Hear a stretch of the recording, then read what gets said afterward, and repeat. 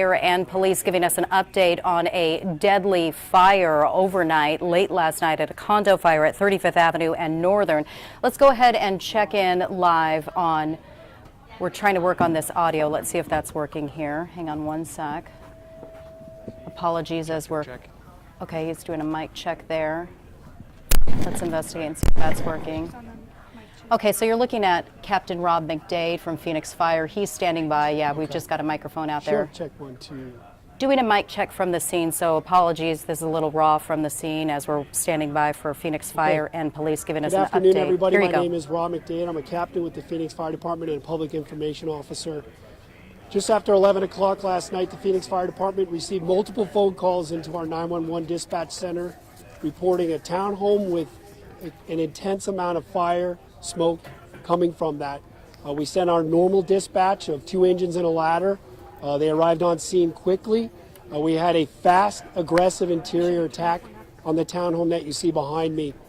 During that search, while we were knocking down the fire, we did find at first an adult male in his 40s, we believe. We brought him quickly out of the fire and initiated advanced life support right out in front on there. Remembering that our firefighters are also paramedics at the time, so it was instant care on him. Firefighters continued that search throughout the townhome. As we were doing that quick search, knocking down the fire, we started to find multiple children throughout this premises.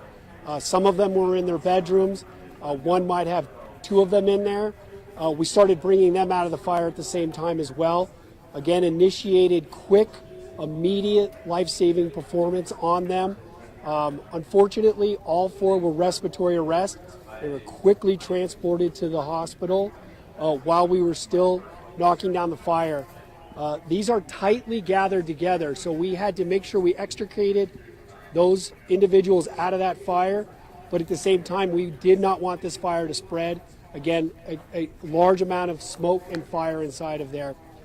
We did pronounce the adult male deceased at the scene after we went through all of our rounds of drugs that we would give him, life-saving cardiac drugs, and then we transported the 4. Again, we grieve with our community today that we've lost members of our community. I will let Phoenix PD speak directly as to the ages and who is pronounced deceased at this time. But I can tell you that our firefighters did everything they could. They made a valiant effort going in there with a tremendous amount of heat and fire to do a quick search. We always enter these residences, especially in the middle of the night, expecting to find victims in there. That's what we trained to do. We did find them. We did extricate them out. And again, unfortunately, the adult male was beyond resuscitative efforts, and then the 4 were transported at this time. Before I turn it over to PD, if anybody has any questions directly related to the fire.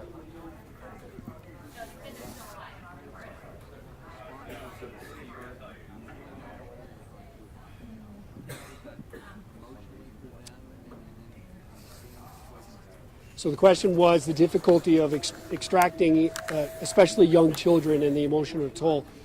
Listen, our firefighters are fathers or mothers. These are, you can never quite train your folks to deal with the loss of youth, right?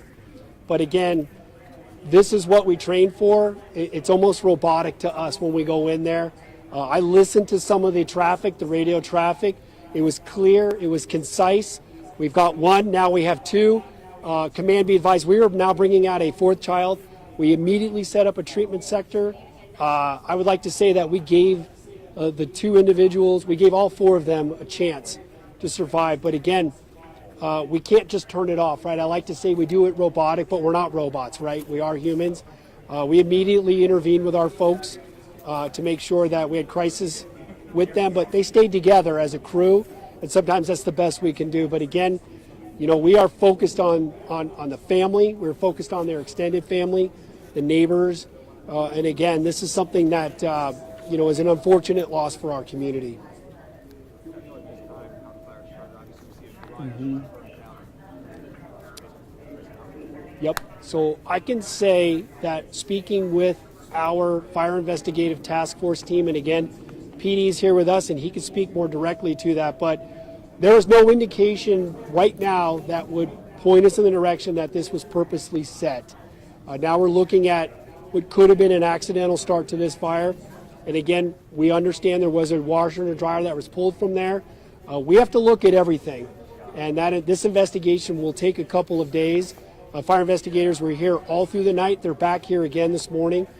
This is one of those where we will do our due diligence to make sure, but we're leaving nothing unturned to try to figure out what started this fire, because that's something that we want to make sure that we learn from.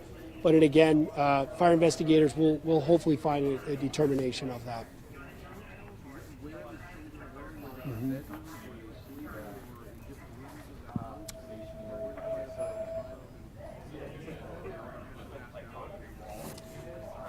Yep, so with not giving too much away for the investigation of it, I can say that we did find them in their beds. A lot of times when somebody is notified of a fire, we will find an adult going for their children maybe in a hallway where they've succumbed to the smoke, or at the threshold of a doorway.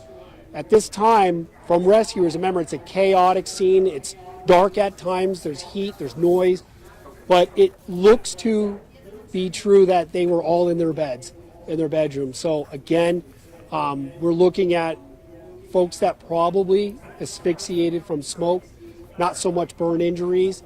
Again, that's the deadliest thing that can happen to them. That's why they were all in respiratory arrest, and that's why we did not take them down to Valley-Wise Burn Center. We took them to the appropriate pediatric facility. 2 went to Thunderbird Samaritan and 2 went to Phoenix Children's Hospital. Again, valiant effort by the firefighters on scene to extract them, to knock down that fire, to give them a chance of survival. What were the, if you can speak to this, I know it's what were the conditions of the kids as they left? Yeah, so I can tell you that all 4 were in respiratory arrest, meaning that we were breathing for them at the time. We were doing advanced airways into them, basically intubating, doing advanced life support on them, giving them every chance. But unfortunately, we had 4 unresponsive children that were treated and then quickly rushed to the hospital in ambulances, 4 ambulances to pediatric facilities.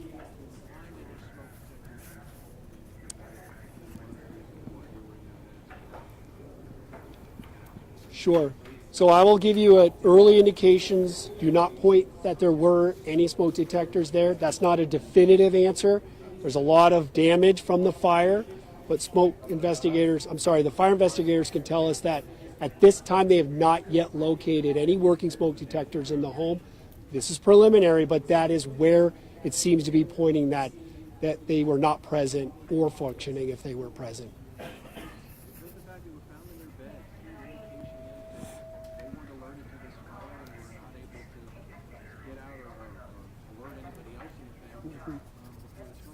Yep, so the question again was, were these individuals notified of this? Was there any alert? Very early in the investigation, chaotic scene, getting everybody out, but I can tell you it does not look like anybody was aware of that fire. Early stages of it right now, but we found the children in their rooms and then extricated them out of the fire. Again, when you have a profile like that, firefighters go in, there's a term we use, find the seat of that fire, right? Where is that fire originating from? Put that fire out, check for extension. When you add in a rescue format to get folks out, we have firefighters now leaving a fire where we need to be continuing to fight that fire. Our command system balanced it to a first alarm. So firefighters have to stay, continue to put out the fire while we have other firefighters rescue those individuals out. That is all coordinated on the radio. Everybody on the fire ground knows their role, knows what they're doing, knows they're either part of the extrication or they're part of that firefight. I can tell you that was a very well coordinated attack in there. We believe that we gave them every chance to survive out of this fire. Just very unfortunate, and again, to echo what I started with, we're grieving with our community at this time. Any loss of life is tragic, but when it hits somebody that is in a youth, it's again further illustrates the fragility of life. And again, it's something that unfortunately we deal with in our profession. But our folks are back in the stations today and ready to respond to any calls.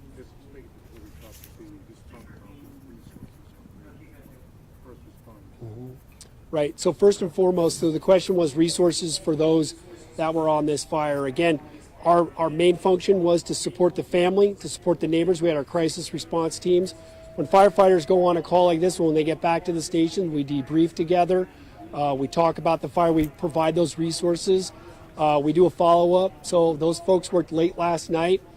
Our team will reach out to every firefighter that was on this call. They'll check in with them tonight, and we will give them the opportunity if they need a shift off to get through that. But we've learned through this that we don't just cowboy up anymore.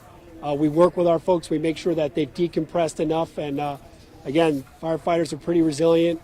Sometimes getting back on Big Red, getting back on that fire truck and responding to calls is that normalcy of life that puts it all back together for us, that we can go out and help others on the shift that they'll go back to in 2 days. This may be a question for you, or if you forgive me. Sure. We've heard from people who've worked with them that these kids, at least 3 of them, were disabled of some sort. Yep. How does that impact, where they may not be as responsive as we may have seen, that they may not be able to have the ability to call out? Sure, yeah, and I'll let PD speak to the individuals of those, but with any children with any type of developmental disability or anything, children are panicked at that time anyway, right? That's why we talk about have a fire plan, have working smoke detectors. You never think it's going to happen to you. Quick conversations, but then when you're dealing with children that might not be able to understand that concept, yet another degree of difficulty for us on the fire ground. Yeah, it is. It's heartbreaking. We go to work every day because we want to save people. Firefighters, we don't like an outcome that isn't as a positive outcome. But again, there's no training for when we deal with children and children that are, you don't. There's no training for when you have to work a 5-year-old child. Firefighters pulling off their fire gear. You're wearing your turnouts in the back of the ambulance. We multitask on the fire ground. Again, just an outstanding effort from everybody on the fire ground.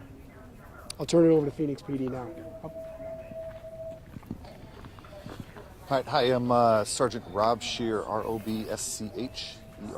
I'm a sergeant with the Phoenix Police Department's Public Affairs Bureau.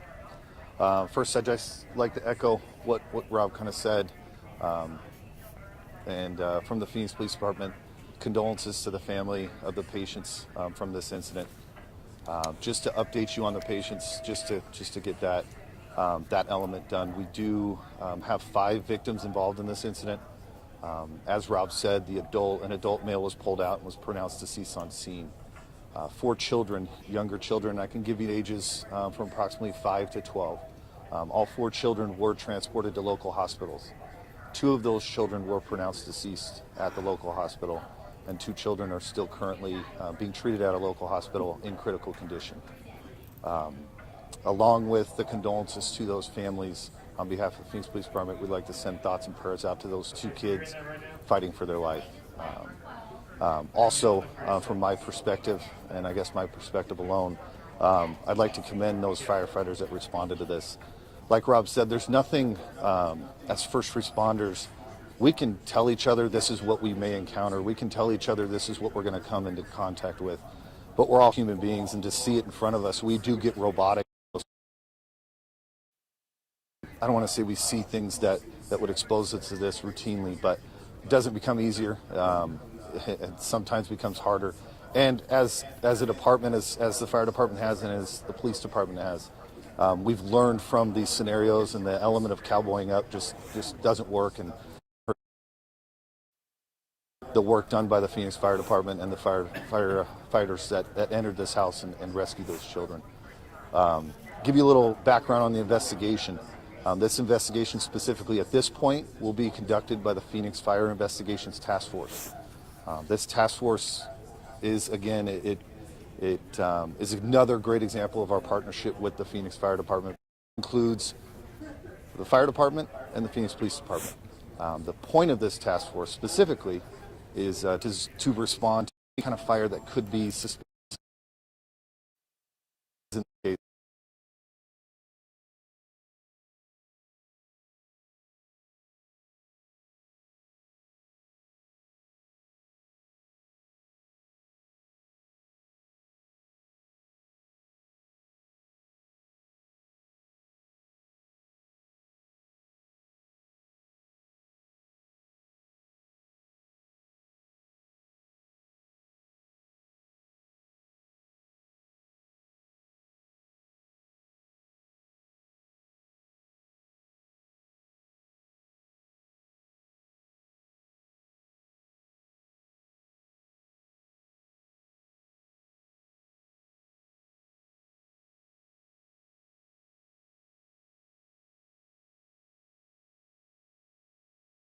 has that says that this was a purposefully or this was set intentionally. There's nothing that says that at this point. This investigation is not done. I encourage patience with this. Anything that involves death, we're going to go slow and go and methodical. Specifically, that involves multiple deaths, and in this case, involves the death of a child. We're going to go probably even slower. Us as investigators, like I said, we're human beings. We want to know the what, why, when, and how right now also. Luckily, our experience and these investigators, I assure you, are extremely experienced. They're going to slow down to make sure we don't miss things, because missing things in an investigation like this is not acceptable, and they won't. And they're going to go slow. They're going to fine-tooth comb it, and they're going to get down to what happened and why. Again, our goal with this task force and our goal with this partnership is to investigate scenes like this and be able to find out those questions that everybody has right now, and that if I could, I would be able to give to you. So, yes, sir.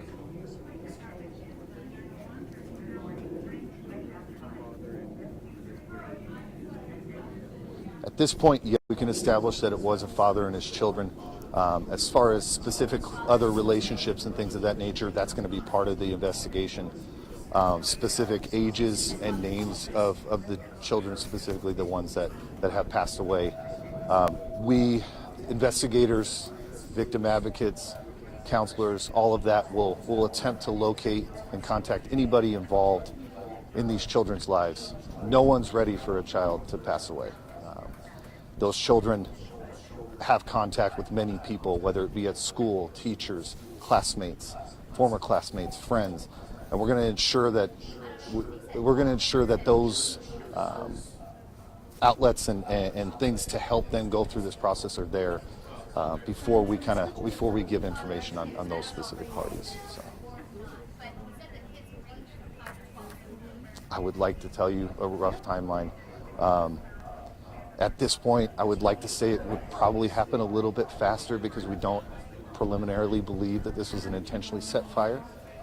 With that kind of knowledge, it'll move, and theoretically it could move a little bit faster than if it was kind of a suspicious related kind of fire and might have been purposely set. So those tend to really slow down, because then it's an element of we have a whole other party that potentially did cause this. At this point, I would like to say it may go a little faster, hopefully. Yes.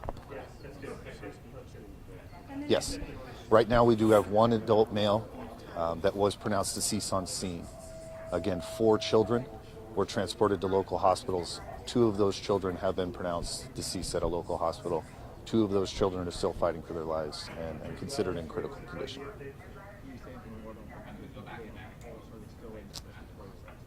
At this point, I couldn't say what they are. I know obviously medical professionals are going to do what they do, just as the fire department did, to give them every chance to survive. I don't have a specific update to what they're dealing with right now.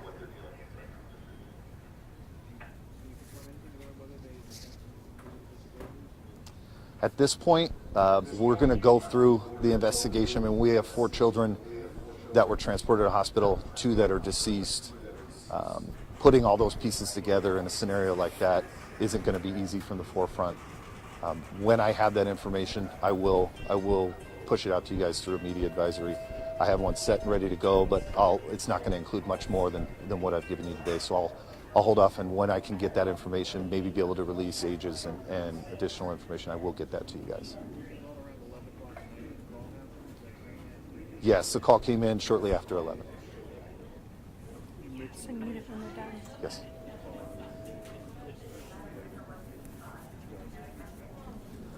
We've really reached out to other family members, part of the process when someone does pass away.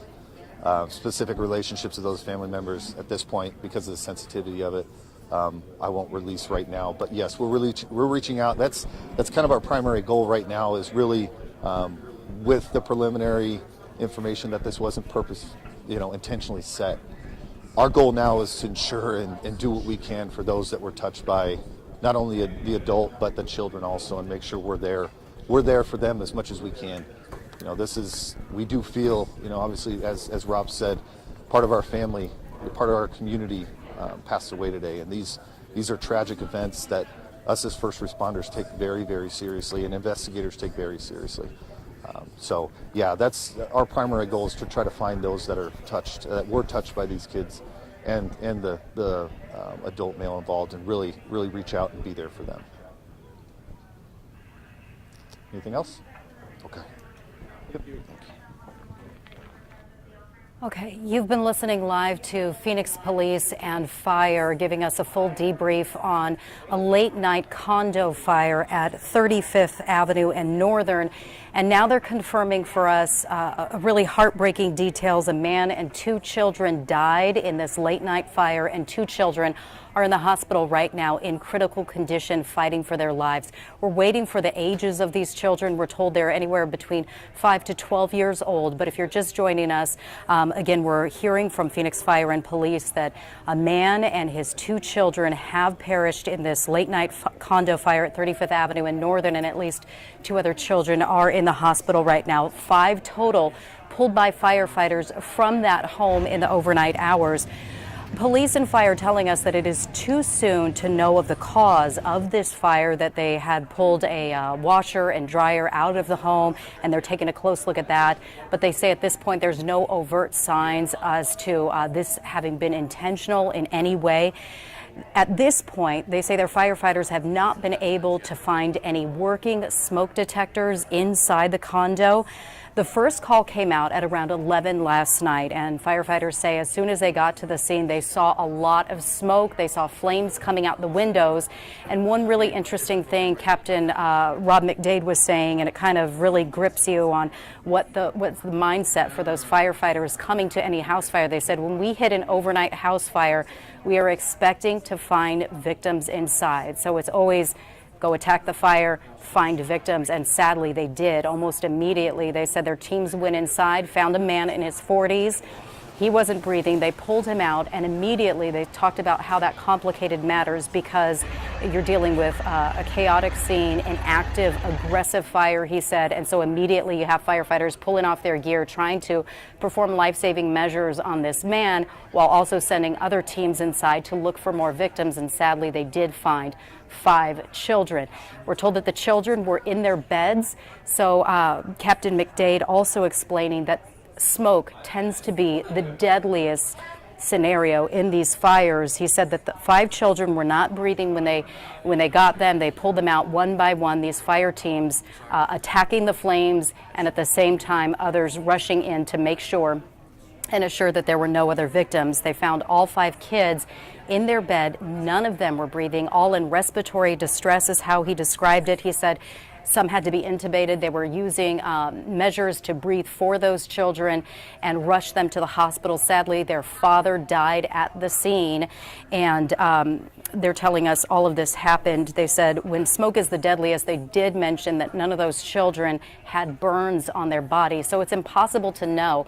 While the first call came out at 11 p.m. for the fire, it's really difficult to know at this point when that fire first started smoldering. It could have been hours. When he mentioned at the time that those firefighters got on scene, that small condo, it is a smaller condo, was fully filled with smoke. So who knows how long that fire may have been smoldering. And if you have anyone who's asleep inside, sadly, the smoke can be very deadly to them. So especially if they're not having any working smoke detectors. And again, he said his teams were not able to find any at this time.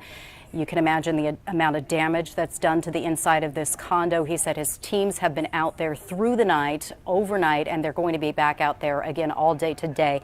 In fact, Phoenix Fire and Police have a joint investigative task force. They're going to be working together hand in hand to try to figure out what exactly sparked this fire. Again, they're not suggesting anything intentional at this point, but they said that it is a high priority when you have anything of this nature where it's actually, a fatal fire. You have a father and 2 children who died in this fire, and then 2 other young children, as young as 5 years old, still fighting for their lives at this point.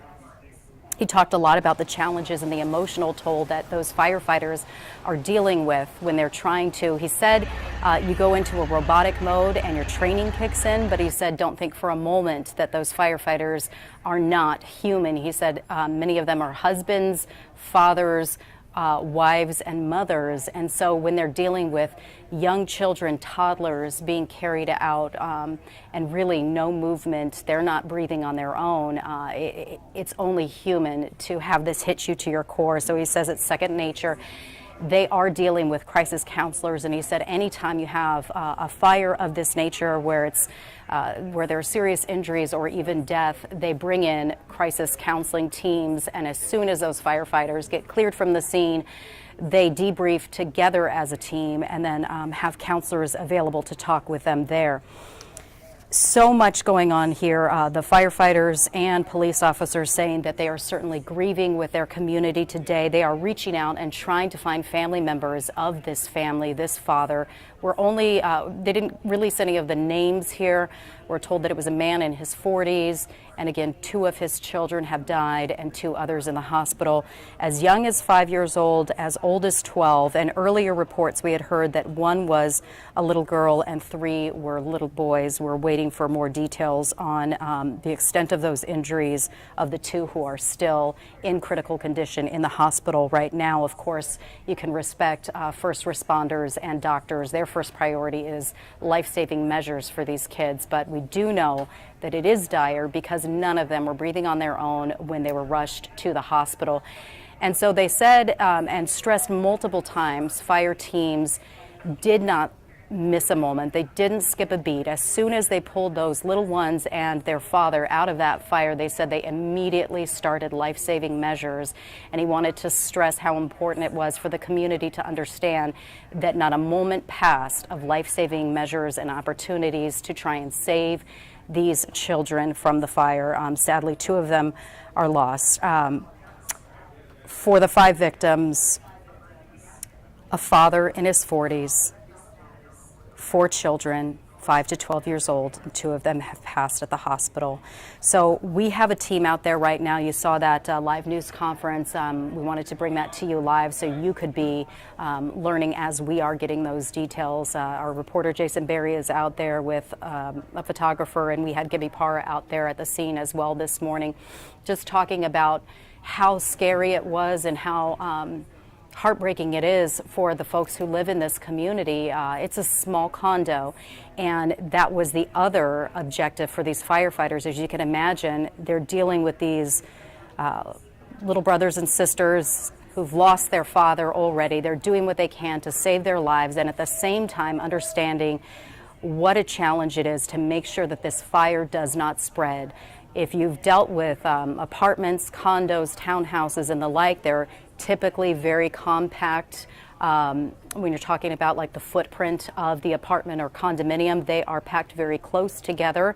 That news conference was done in the parking lot there, and you can see all of those units are really close together. So that is a challenge in and of itself. A house fire, dealing with fire, crazy for any fire to deal with on any given day, but this was a condo fire, and so then the objective is also dealing with making sure that they create safe barriers and boundaries for all those other families, because again, this is overnight hours. They're dealing with people who are asleep at 11 p.m. Their little ones tucked in by that time, and that's something that they were certainly concerned with as well, to make sure that that fire did not spread to other homes area. So that was a big concern for them. But firefighters, police officers, all responding to the scene with the utmost of care and certainly working together to try to figure out how this fire sparked in the overnight hours. And a whole community is really pulling together and praying for those 2 little ones who are still in the hospital at this hour. We, I believe, have been rolling some footage from the scene earlier. We did have, I mentioned Gibby Parra was out there in the overnight hours, and you could see firefighters, pulling hose. Here's another shot from the front of the condo. And that's the scene that Sergeant Rob McDade was, or Captain Rob McDade was explaining when they pulled up. They could see flames shooting out those windows, and you could see it's just charred inside. There's heavy damage. These firefighters are doing what they can to kind of try to figure out where to go from here, but They were able to knock down the fire relatively fast. You could see still the walls intact in some of there, and they're taking photographs and working this crime scene. You could see it was still smoldering in those early morning hours. So they'll go through this to try to piece together, what was it that caused this fire? I mentioned earlier that they had removed a washer and a dryer from the home. Sometimes electrical difficulties or fires may have been a contributing factor, but it's far too soon to speculate. We're not going to do that by any sense of the means there. But again, firefighters stressing that they do not believe there was anything intentional about this fire in any way. And again, as we'll wrap up our live coverage here, sharing the heartbreaking news from Phoenix police and firefighters that a man and his 2 children died in this late night condo fire at 35th Avenue and Northern, and 2 of the young children, as young as 5 years old, are in the hospital fighting for their lives right now. We have a crew out at the scene, and we're talking with fire and police investigators working this, as well as some of the neighbors who might have witnessed what happened here. And as we try to learn more about this family, who they were, and certainly any ways that I'm sure we'll be getting calls from folks in the community on how they can help this family. We'll be putting all that together for you, and we'll have the latest for you on Good Evening Arizona starting at 4 o'clock, and of course on air, online, and through our AZ Family News app. Thanks for watching Arizona's Family. Watch us live wherever you are. Our mobile and streaming news app. You can also watch us on Roku, Apple TV, Fire TV, and Android TV. Subscribe on YouTube for live breaking news and video on demand.